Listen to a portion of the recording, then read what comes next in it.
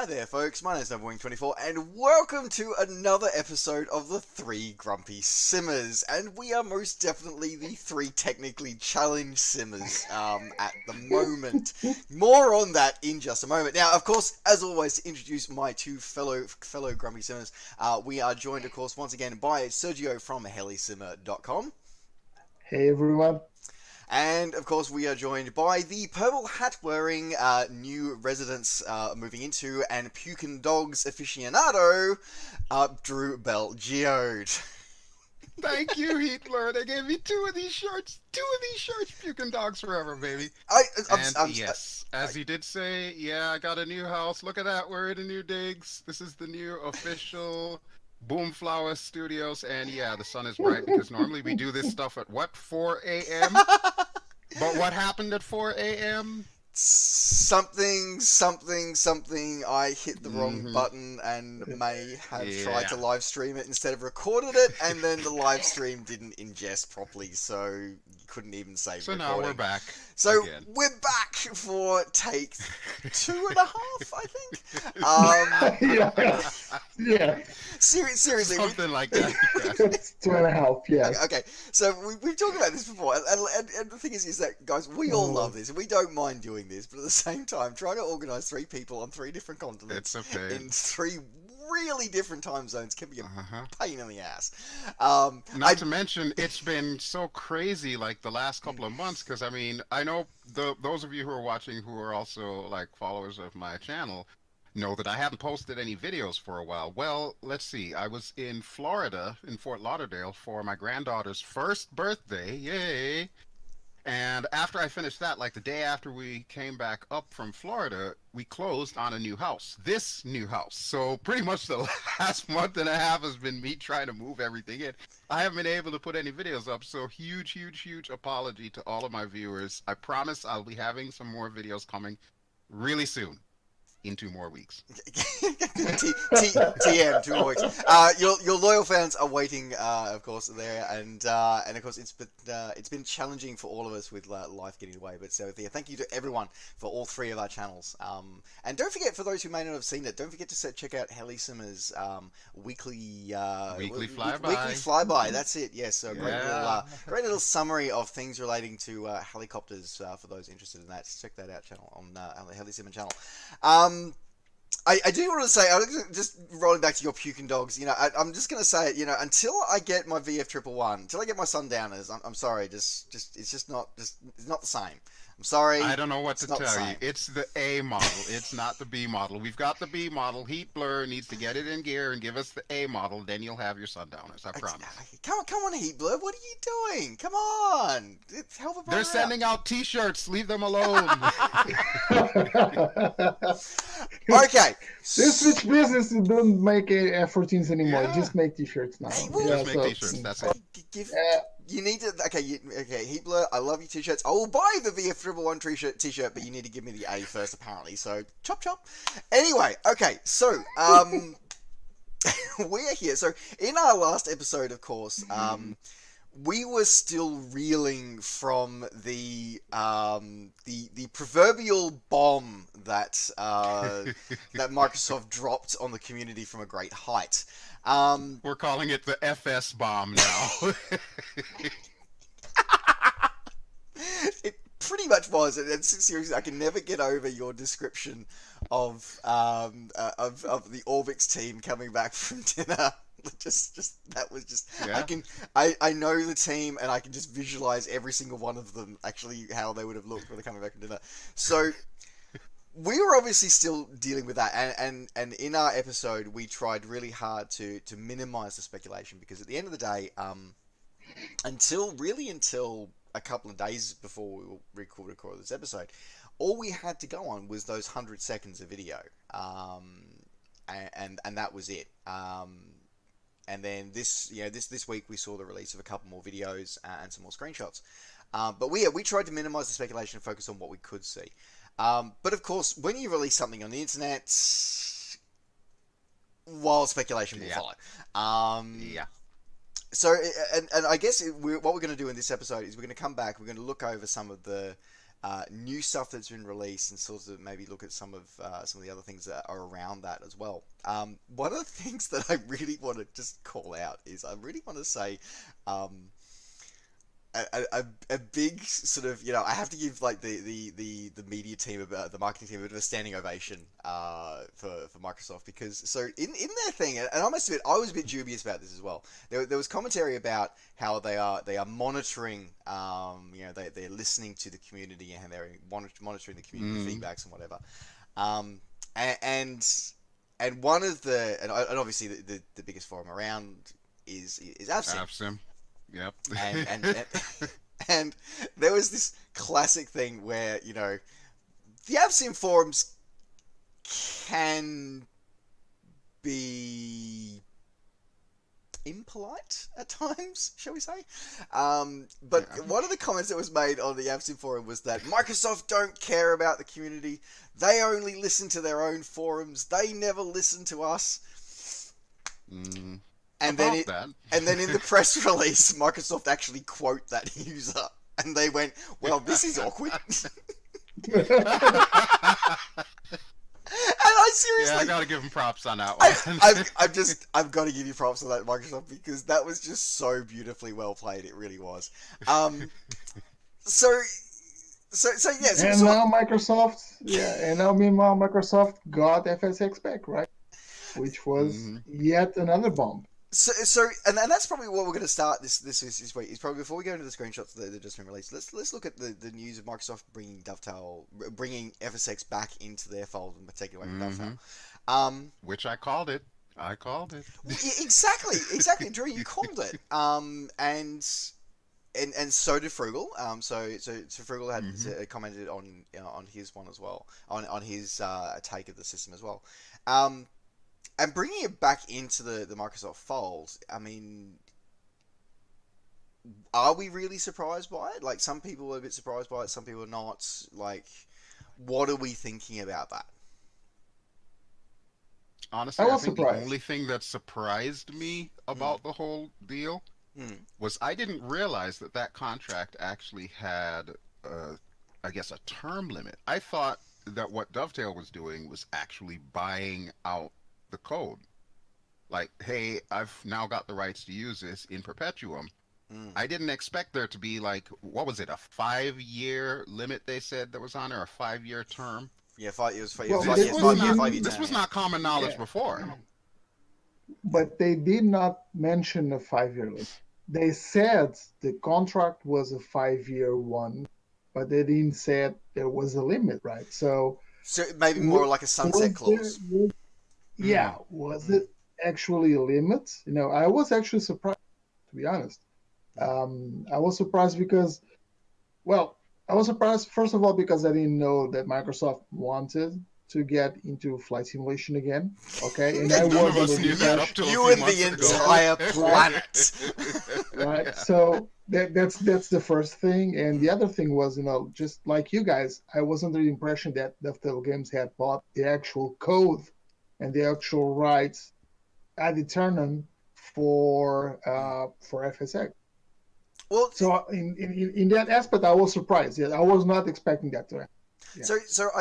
Funny enough, I think part of this, because I'm sort of with you, Sergio, that the way my sort of impression of it would be is that they license it, because actually it's actually almost in the, so going back through some records here, I went back and had a look at the original Dovetail Games press release when they started developing, when they got FSX Steam Edition. They said they were starting to work on their own new sim, and they actually said it's sort of hiding in plain sight. They said that they have licensed from Microsoft Flight Technologies.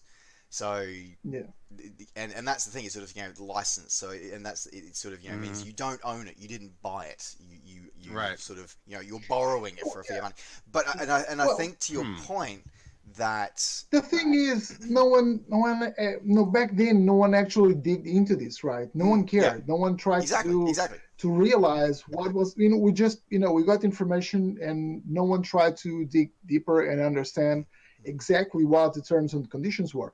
Now, when we look back at the press release, like you did, under the light of everything new that we know right now, okay, it does make sense. It's like I said, it was hidden in plain sight.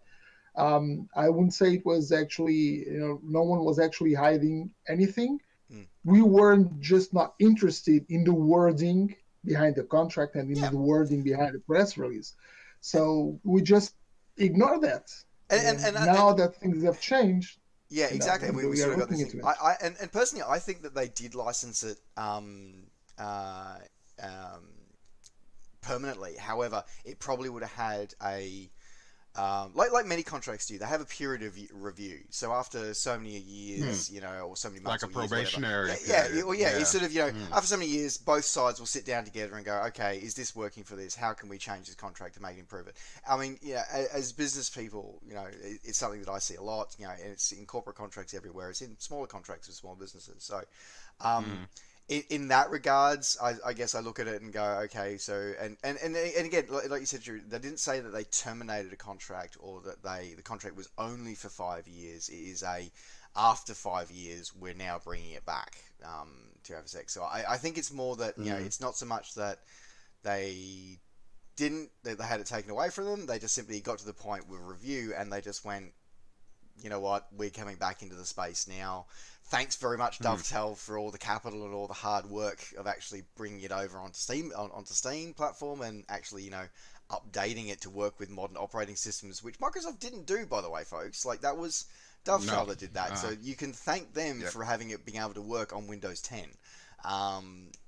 So, and they're going, okay, you know what, we'll bring it back into fold now. So I think that's but it's still one of those things where it's kind of like it seems like Back to the Future a little bit with Microsoft suddenly doing Microsoft Flight Simulator again. I'm like, I'm still trying to get over that part. But I like to point something out, which is you guys have seen the image, right? You guys have seen the videos and the screenshots. Now this is something that this is not something that Microsoft did in a year or two. This is something they have been working for quite some time. Right. At least 5 years. Well, I mean, that's the thing. How long have they been working on it? Yeah, that's my question. Did they start working on, the news while they licensed FSX to Dovetail Games? Were they working in parallel? Without the knowledge of Dovetail Games, was Microsoft working in parallel? Another thing that we also need to be aware of is that the company that's developing Microsoft Flight Simulator is not Microsoft. Correct. Right? It's a French company. Yeah. Okay. Yeah. Which kind of makes me also think, perhaps these guys who have been working on Sim, not Microsoft Flight Simulator, a flight simulator, their flight simulator. And all of a sudden, they approached Microsoft and said, look, we have this product here, are you guys interested? Or perhaps Microsoft knew about it, because if I remember correctly, this company has worked with Microsoft before on other games. Extensively. This company's got a lot of, pretty much all of their titles have been released either as Microsoft exclusives and Xbox exclusives, or they've come to them first. For me, this is kind of a chicken and egg. Question. I'm very curious about it. Did Microsoft ask these guys to do the sim, or did they do the sim internally, some prototype or something like that, and then present it to Microsoft? And Microsoft, considering the Dovetail Games didn't manage to actually deliver Flight Sim World, did Microsoft grab these guys and take the advantage, and they saw here a very nice potential to do something in the market that was dying, which was the market of Microsoft Flight Simulator, and started to work on the new sim. I'm very curious. I would love to actually know what happened. And I think a lot of that would be answered by the engine that's behind it. Okay, exactly, and that's what I was going to. That's what I was going to. Conspiracy theory time. Disclaimer, just a theory. What if? Okay, so over the years, we've had Dovetail Games come in, and they have this. Yeah.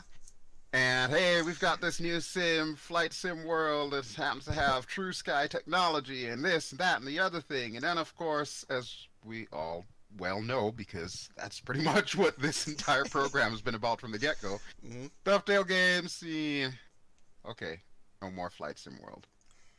Have you seen any of the recent videos and pictures that have come out? It's got True Sky. It's got some rather beautiful it's water. got True Sky. It looks like it's got True Sky. I'm just gonna like here. Would it be something if we see a lot of the elements from the defunct Flight Sim world end up becoming a part of this thing? And would that tie into the reason as to why they got this whole ownership or contract back?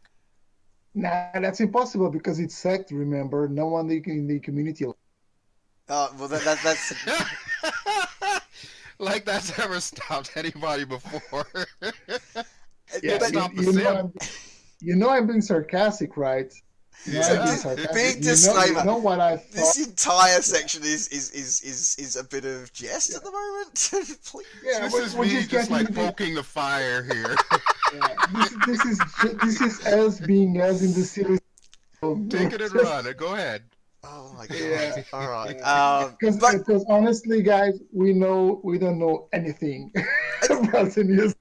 And that's actually my point. So and actually going to leverage off that because in two ways. It's the first way.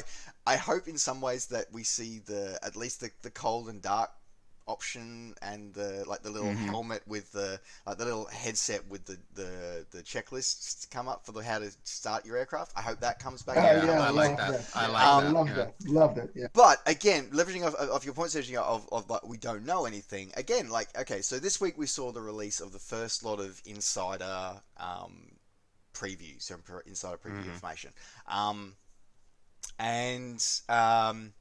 So again, as I said, like there's been very little coming out from the developers. There was a couple of press releases. There was them taking back Microsoft Flight Simulator X Steam Edition back into Microsoft's custodianship, and there was also information that hey, the Insider program is actually officially going live as of middle of August, and then we now have the first official Insider release. And thanks to FSElite, the content of that has actually been published on the interwebs for everyone to see. So, what did we get in that update? We got 4 small video clips and 3 screenshots. Funnily enough, we got a couple of confirmations with that as well. So, for example, if you pay attention to the metadata that's inside the images, I can't believe I just used the phrase metadata and big data in a flight sim video. I can't believe I just did that. Yeah. Anyway, you did. The metadata is that because one of the screenshots we got was a actually it wasn't a screenshot, it was a short video, maybe a GIF or whatever it was. It was the Cessna 28 Caravan. The metadata says it's the Caravan EX, which is the executive bigger one, not the traditional 208 that we've seen in previous Microsoft Flight Sims. The other thing that we've had confirmed is that the GA aircraft that's been debated by various parts of the community, one of the viewers of the channel has actually got it right. It is a DR400. That is the GA aircraft that's coming out. So with this one, so that was interesting coming out with that. But other than that, like we saw a time lapse of clouds flying by True Sky, what could be True Sky. We got an overflight of a bit of water. Off it's coast of beautiful. I love. Do you know what's also beautiful? GTA 5 is beautiful, and it's not a freaking sim, right? So. I see. Okay, I'm gonna be grumpy for a second here. I see these guys seeing these videos and screenshots and going, "Oh my God, this is going to kill X-Plane 11. Oh my, going to kill Prepared."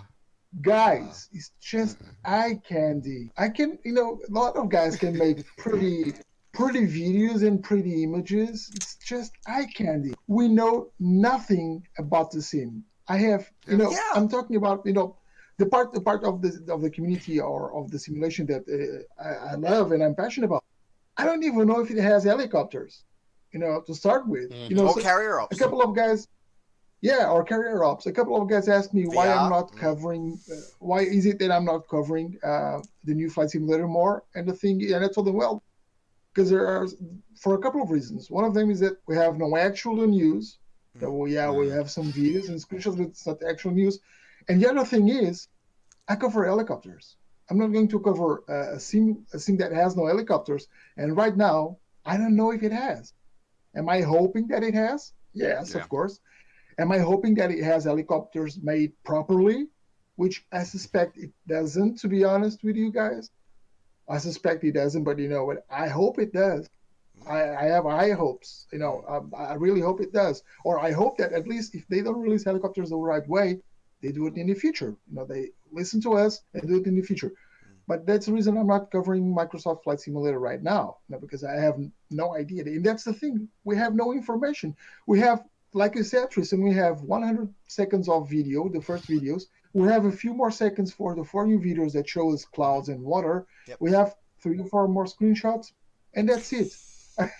Hey, Luna! So we have no idea of what's coming, you know. So right now we have a timeline, and it's a rough timeline, basically. And on that, even a timeline, and a lot of people, you know, a lot of people were sort of saying that, you know, oh, this is amazing, and whatever. And I'm looking at this and going, yeah, okay, looks cool, but, and I'm looking at the development roadmap and just going, water, and I'm just water. Oh, the water is beautiful. The water is beautiful. I'm with Drew. So far we've got the water, we've got the flamingos, we've got the giraffes. Those are my top 3 things about this sim right now that we know for sure is going to be a part of it. The rest of it, And that's kind of my point, is that I looked at this and when again, I wanted to be excited about this insider release and this insider update, and I looked at it and just went, okay. They could have just pushed it live. It didn't have to be an insider thing because they really didn't give any inside information. Look, even you know the timeline they gave us. What does it actually say? And even when are they going to tell us? You know, when is it that they're going to give us a list of features? And that's the thing, is that looking at the timeline in there is just, there's very little in there. It looks like we're not going to learn anything major about the sim until October, maybe, before we'll actually get more information about this. So, but otherwise, it's sort of very vague. You know, it has lines like third-party progress update. Okay. Like, it's just we weren't. Yeah, it's not something that we were not. And everything's like internal testing, which means it's not even going to get out to the insiders. So I'm looking at this and going, there's nothing here. And to your point, there's nothing about the aerodynamics. There's nothing about the flight model. There's nothing about the avionics. There's nothing about third-party integration. Yeah, I mean, which may be coming, which may be coming later this month. But there's nothing about an SDK. So I look at this and go, I want to be excited about it, but I'm going, there's still nothing here, and we've got some eye candy, and that's right. And this is gonna and this is tough for me, because it's one of the things that, because as viewers of my channel and this show know that I work in flight simulation, actually, like as a job. This is actually what I do. And I work with pilots, I work with training and with training schools. Your graphical, your eye candy doesn't mean squat. It means zero. Absolutely nothing. What matters is, and I can't believe again I'm using this phrase in an actual positive way, but a study level. Oh my God! Everybody drink. It's a new drinking game. Every time he says study level, you got to take a drink, whatever it is. So, but that's the thing, though, is that what matters. No, but that's But let me just interrupt. I'm sorry for. Yeah. You know, I just want to say something. What you just said, your study level is a real study level, because you have actual pilot using the software to study to be actual pilot, right? I'm going to back him up on that one. Yes. You can actually use the term. Yeah. Yeah, and that is study level. And you're clear, Tristan. We let you. Okay. Thank you. And it doesn't even matter. It doesn't even matter if the eye candy looks as phenomenal as some of the stuff that we've been seeing, or if it goes back to the old Microprose days. As long as it is what the pilot needs to learn what they need to do. Like half the systems I work with, there is actually no external view. Like you can't even see the environment you're in. Like it's literally all it is about is the instruments. It's about the avionics. So the avionics model correctly is the engine spool up time correctly. It is correct. If I simulate an engine fire, do the correct warnings come up on the DWP? Like that's what I deal with. So that's what is interesting to me. So it's like, everything can look great with a great eye candy because, and this is, and funny enough, this is actually something potentially that Xbox is actually very, very good at, because at the end of the day, Xbox is a computer which is nothing but graphics card. So, it can do that. So anyway, but this is my thing, is that I look at this and go, okay, we're going to have tube liners. Yes, there's going to be GA there. We still don't know if there's going to be helicopters. Yes, it's going to look absolutely gorgeous. But my concern is also the fact that beautiful picture with that beautiful water, looking at how beautiful the water looks. You can also see the speedboat in the photo reel they're using that's not moving. Yep. Yeah. Ortho. Yeah, I noticed. Yeah, noticed that. Yeah, I've noticed that as well. So I guess out of all of this is that we're excited that there's new news, but we're also not excited. We need more. We're looking for more. So I guess we'll see more when more in-depth maybe dev streams start coming out.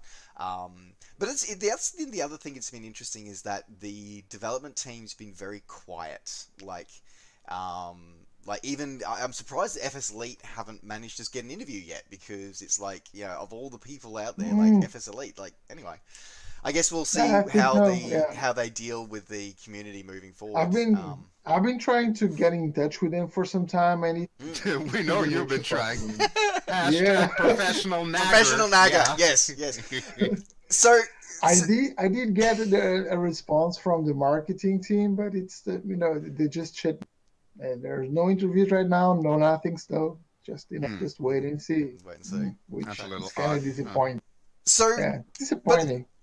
On that, Drew alluded to something else that we want to quickly cover in this episode as well, now that we've done this one. Oh, by the way, just before we close that one out, actually, if you haven't seen the Insider stuff, it's okay. The Insider program, you can still sign up. It's free to sign up. There'll be a link in the description. Link is below. So don't forget to sign up if you do want to be part of this as well. So we're hoping at some point that the Insiders will also have access to beta builds, because in the FAQ it says that the Insiders will get access to beta builds as time goes on. Yeah, and the Insider used to work like that. When FSX was in beta, the Insiders had access to it, so that's what I'm expecting as well. So guys, it's a pretty standard Microsoft thing for those who might be involved in Windows 10 betas over the years as well. The Windows Insider program, you get Windows 10 updates all the time. But at times, with everything happening with Microsoft stepping back into flight simulation, with Microsoft taking back over FSX, I feel sometimes like somebody's driven the DeLorean at 88 miles per hour. 1.21 gigawatts! And because not only have we seen Microsoft come back into Flight Sim, not only have we seen Flight Simulator X sort of still be alive and kicking in 2019, the Sergio here gave me some news the other day that honestly my jaw hit the floor almost as hard as it did when Microsoft released their trailer. Sergio, please tell us what Drew's kind of already spoiled, but please tell us who else has come back from the dead? Oh, who else has come back from there? That should be Microprose. That's pros, not soft. Pros. Yeah, Microprose is coming back from the dead, and they are on new games. They are going to release new versions of of their old titles. Remember, this is the same developer that released games like Falcon 4, right? And we spent too many hours on that. And Gunship. right? Yeah. Yep. So well, and to be fair, the legacy is a fairly strong one because Falcon 4 is still the benchmark combat flight simulator. I see what you did there. Thank you. I'm here all week.